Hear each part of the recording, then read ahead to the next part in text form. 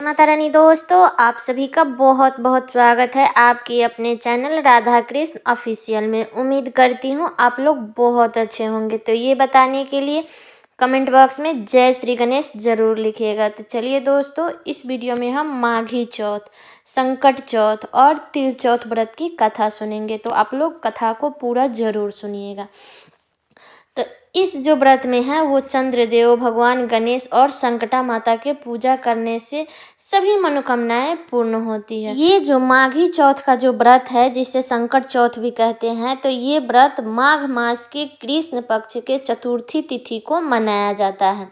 तो चलिए दोस्तों, अब कथा को हम लोग सुनते हैं। तो कथा पूरा जरूर सुनिएगा।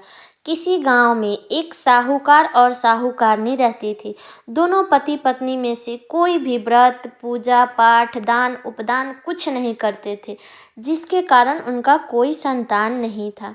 एक समय की बात है, जब साहूकारनी अपने पड़ोसन के घर गई तो उस दिन संकट चौथ था और पड़ोसन संकट चौथ की कथा सुन रही थी और व्रत भी कर रही थी। तब साहूकारनी ने पड़ोसन से पूछा कि ये तुम क्या कर रही हो? तब पड़ोसन बोली कि आज संकट चौथ का व्रत है, इसीलिए मैं पूजा कर रही हूँ और संकट चौथ की कथा सुन रही हूँ। तब साहूकारनी बोली, इस व्रत को करने से क्या होता है? तब पड़ोसन बोली कि इस व्रत को करने से धन धान्य और सुहाग पुत्र सब कुछ मिल जाता है। तब साहूकारनी ने बोली कि इस बार अगर मुझे बच्चा हो जाता है तो मैं 1.25 सेर तिलकुट जरूर करूँगी और चौथ का व्रत भी रख लूँगी। तब भगवान गणेश की कृपा से साहूकारनी को कुछ समय बाद गर्भधारण हो गया। तब साहूकारनी बोली कि अगर मुझे लड़का हो जाए तो मैं 2.5 सेर तिलकुट जरूर करूँगी। तब भगवान गणेश की कृपा से सच में उसे लड़का ही हुआ। उसके बाद जब साहूकारनी का बेटा बड़ा हो गया तो साहूकारनी ने बोली कि मेरे बेटे का विवाह हो जाए तो मैं 5.25 सेर का तिलकुट करूँगी। इस प्रकार वह चौथ की व्रत टालती रही, जिसके कारण संकटा माता उससे नाराज हो गई। जब साहूकार का बेटा उधर फेरे ले रहा था, तब संकटा माता ने उसे फेरे से उठाकर साहूकारनी के बेटे को और पीपल के ऊपर बैठा दिया। इधर मंडप में फेरी के लिए लेट हो रही थी और उधर वर ही नहीं मिल रहा था। तब सब लोगों ने वर को खोजने के लिए चले गए, लेकिन कहीं भी वर नहीं मिला। फिर सभी लोगों ने निराश होकर के अपने अपने घर को चले गए। इधर जिस लड़की से साहूकार के बेटे का विवाह हो रहा था, वो अपने सहेलियों के साथ गंगोर पूजन के लिए जंगल में दुर्वा लेने के लिए गई। तब रास्ते में पीपल के पास से उसे आवाज़ सुनाई दी कि ओ मेरी अर्धब्याही लड़की। तो लड़की ने जब ये आवाज़ सुनी तो आवाज़ सुनकर अपने घर की ओर भाग गई। ऐसे ही कुछ दिन बीता तो वो लड़की धीरे धीरे कमज़ोर होने लगी।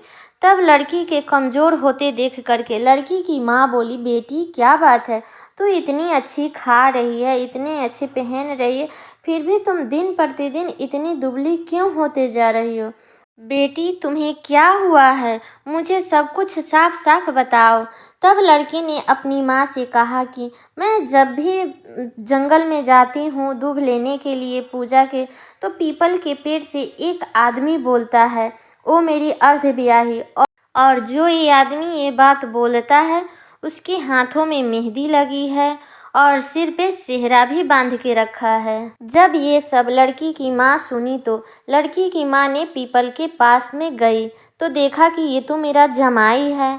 तब लड़की की माँ ने अपने जमाई से पूछा कि यहाँ क्यों बैठे हो, मेरी बेटी को तो अर्धब्याही कर दिए हो और क्या चाहते हो? तब साहूकारनी का बेटा बोला कि मेरी माँ ने संकट चौथ का तिलकुट बोला था और वो अभी तक पूजा नहीं किया है, इसलिए चौथ माता ने नाराज होकर मुझे यहाँ बैठा दिया है। जब ये बात लड़की की माँ ने सुनी तो वो साहूकारनी के घर गई और साहूकारनी से पूछने लगी कि तुमने संकट चौथ के लिए कुछ बोला था?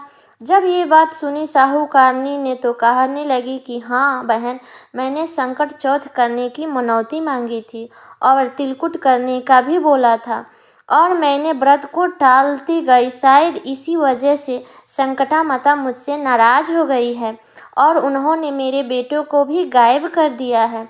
तब लड़की की माँ बोली कि संकट माता ने तुमसे नाराज होकर के तुम्हारे बेटे को पीपल के पेड़ पर बैठा दिया है।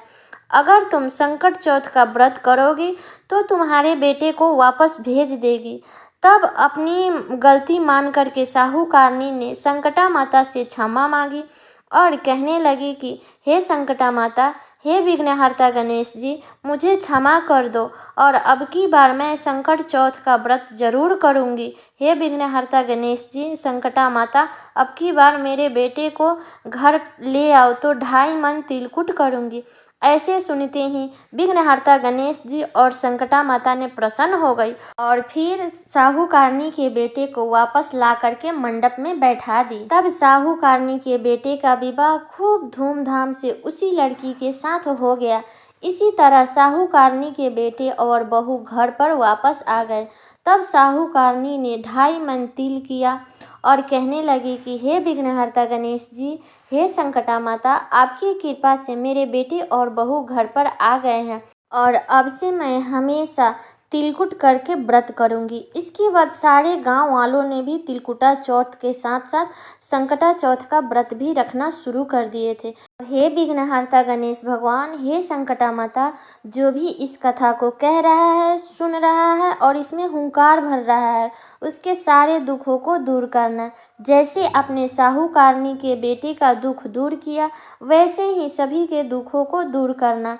तो प्रेम से बोलिए विघ्नहर्ता गणेश भगवान की जय, संकटा माता की जय। तो उम्मीद करती हूँ दोस्तों कि आप लोगों को ये कथा बहुत पसंद आया होगा, तो कमेंट करके ज़रूर बताइएगा। और चैनल पर नए आए हैं तो चैनल को सब्सक्राइब कर दीजिएगा, बेल आइकन को प्रेस कर दीजिएगा, जिससे मेरे वीडियो का नए नोटिफिकेशन आप सभी के पास में सबसे पहले पहुंचे। और वीडियो को लाइक कर दीजिएगा, क्योंकि आपके एक लाइक से मुझे बहुत ही मोटिवेट मिलता है। तो एक लाइक कर दीजिएगा और वीडियो के शेयर कर दीजिएगा, ताकि हर कोई तिलकुट चौथ, माघी चौथ और संकटा चौथ व्रत की कथा सुन सके। तो चलिए दोस्तों, मिलती हूँ अगले वीडियो में, तब तक के लिए नमस्कार।